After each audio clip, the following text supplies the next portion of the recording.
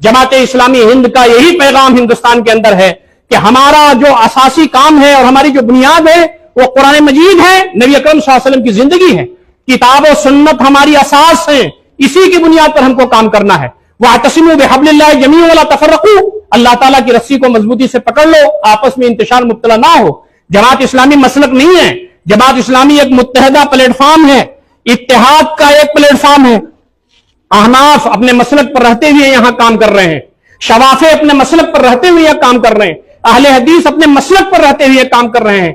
जमात इस्लामी के लोगों को यह मालूम है, उसके अरकान जब ये आहद करते हैं कि हम मसलक और इख्तिलाफी उसूल और जो इख्तिलाफी मामलात हैं उसको हवा नहीं देंगे, हम तमाम दीन इस्लाम के जो मुत्तफक अलैह उमूर हैं, हम घरों में क्यों बटे हुए हैं?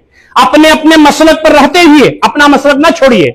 जमात का यही पैगाम नबी अकरम सल्लल्लाहु अलैहि वसल्लम की तालीमात की रोशनी में है, अपने मसलक पर रहते हुए नबी अकरम सल्लल्लाहु अलैहि वसल्लम के उम्मती बनिए, अल्लाह रब्बुल इज्जत के कलमे को बुलंद करने का काम कीजिए। जमात इस्लामी इस वक्त मसलक से ऊपर उठ करके मुत्तहदा प्लेटफॉर्म है, जैसा मैंने अर्ज किया।